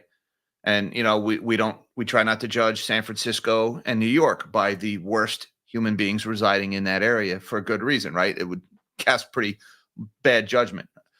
So what the press is doing here and PBS is doing, and keep in mind, this is in a election season where it looked like the storm was becoming an election issue. They latched on to the worst example of the people in this region, some guy who's carrying around a rifle, lobbing threats. All right. And anybody who ever lawfully carried a firearm knows you put on your best face and your best manners when you're doing so, because situations are viewed differently when a firearm is present. They shouldn't be, but please, sir, thank you, sir, hold the door open. When you're carrying, you're nice. An armed society is typically a polite society. But we've got this one idiot who's carrying his rifle, and, you know, he's puffing up, inflating his chest a little bit. He feels like a badass, and he gets mouthy, and he makes a threat. And all of a sudden, we're going to use this to condemn the entire region. And I go back to the people in Melody's story, or Travis, your first story, talking about the DEI and the climate, and like, oh, we should judge this region and respond differently because of the political beliefs of these people. All right, this is the press pitting us against each other and making us hate each other by shining such a light on this one a-hole and then trying to make a national story out of it. All right. And they're like, oh, a whole truckload of militia. And now it becomes Ruby Ridge or Waco all over again. It was one guy with a big mouth and a rifle. All right. And he looked burnt out, like he just lost everything. He wasn't under normal circumstances. He looked. I think it might be an emotional time. Distress. I think he might be prone to saying something stupid. Yeah. Right. So, you know, that's my take on the whole beginning of the story. That's just stupid. And that is our press doing us a disservice by shining a light on just making us want to hate each other. That's what the press does. Now, as far as, you know, the use of military force in civilian times, you know, I'm reminded of after the Boston Marathon bombing, and I've never really spoken about this on my channel, but it was actually one of the few times I've ever really been embarrassed for the whole country. I mean, there are things that the country has done that I'm not proud of, but after the Boston Marathon bombing, there was guys that were indistinguishable from soldiers because they were wearing camo, they were wearing body armor, full auto rifles, riding on the back of armored vehicles, going door to door, ordering people out of their homes at gunpoint, screaming at men, women, and children, get out of your house, searching the homes without a warrant over what was effectively a triple homicide. And nobody stopped and said, we shouldn't be doing this. Nobody said, wait a minute, we have civil rights, and we just threw them out without even asking questions because of this triple homicide. And I'm glad they caught the guys, and I'm glad that the one of them is dead and the other one is in prison right now. But an entire town was terrorized as much by the government as by the bombers and by the shooter. And nobody stopped and said, don't you need a warrant to kick in somebody's door and order the whole family outside at gunpoint? And I'm thinking, what would I do? I heard gunshots all last night in the middle of the night, and there's a shootout going on, and the cops fired hundreds of times at these guys. I got my gun out. I'm ready to rock if that's going on in my town. And then all of a sudden somebody kicks in my door and I've got an itchy trigger finger. That could have gone really bad. So the blurring of the lines between military and civilian law enforcement is getting dangerous. And this is another example of that. And this really reminded me of the Boston Marathon bombing. And to this day, I've never heard anybody, no legal scholars, no anybody, come back and Monday morning quarterback that whole experience and say, maybe that was wrong how we handled that. So Jack, heard it. Yeah. So I'm going to talk about 9/11 because I was in New York City and I was more terrified there of the military than what was going on in my city. You would get on as you got into the subway, there were guys with machine guns just standing it like on your way to work for months and months, forcing you to evacuate the subways. I had to show my driver's license to get into my neighborhood because I lived below 14th Street. And that was kind of the cutoff of, all the activity. But they took over the entire city. So I'm not the kind of person, like when I'm saying I'm happy to see the core, I can tell you that as a New Yorker, we were all terrified. We were absolutely, because if you've got people holding machine guns when you're trying to go to work, and just like you say, Jack, what if something had happened? What if someone like tried to shoot at them or there was an incident? You're right there as a civilian. We were in a war zone then. We were. And what was crazy, Jack, it went for months and you couldn't see it on the news. Nobody was talking about it. I went home for Thanksgiving and people were like, what are you talking about? I'm like, I can't even get to work, people. Like you would end up just stop taking the subway. I'd walk miles to go to work instead of taking the subway because it was just so terrifying. And so, yeah, I mean, this in many ways to me, and I was talking to Travis about this, is that if you look back, that 9/11 is when things really started, to take a very dark turn in that regard. And I can tell you, we were a city under siege by our own government. Community is important. I wish Jack lived in my community. I'd be like, all right, Jack, get the guns. We're gonna bunker up, man. But alas, hey man, mine just sitting in the safe waiting for somebody to make bad decisions. They're not a threat to anybody. I don't want to hurt anyone, man. I want our community to do well. Yeah. So, but it's to the point, like, in a situation like with Boston, it just happened. It was in an area where there probably wasn't a very high amount of civilian gun ownership. What if those soldiers, banged on the door and, some homeowner doesn't know if it's a terrorist or soldier out there and he opens the door and he's got his gun drawn. Now you got, a bunch of SWAT guys and a homeowner, everybody with itchy trigger fingers pointed at each other face to face. I don't know. I was looking for it. I was looking here, like for those people, like I can't even imagine that happening. I couldn't even imagine and then that. There's stories of guys in military gear going around shooting people with pepper spray balls if they were out on their front porch during COVID. And I never heard anybody answer for that. We never went and reviewed that and said, hey, in hindsight, maybe that was an awful. Well, is it real? I mean, is it fake? Oh yeah, there's video of it. Oh, is there? People outside in the fresh air being ordered by cops to get back in their house and they're shot with oh yeah, I saw that. I thought you meant the civilians doing it, not law enforcement. Yeah, law enforcement. Yeah, I saw that. Law enforcement are civilians. That's important. All right, they are Civilian civilians. law they have enforcement. no special military privileges, and that's for good reason. That's why we have the Third Amendment against the quartering of soldiers. There we go with the amendments again. We have very strict boundaries between our military and civilian law enforcement for good reason. Yeah. Yeah. And well, when you blur those, you end up with Kent State. They got a little blurred, Jack. Yeah, we know that. That is a fact. And that was September 27th of 2024. Lots of changes. That is the conclusion of my segment. Melody, anything else? Guys, it's crazy right now. It is just absolutely crazy. And yeah, nothing else. Okay. No further questions, Your Honor. Yeah. All right. All right, guys. Well, thank you. Melody, you want to take us out of here? Sure. Okay. So again, we'll put all of the ways that you can help in the show notes because these people really do need help.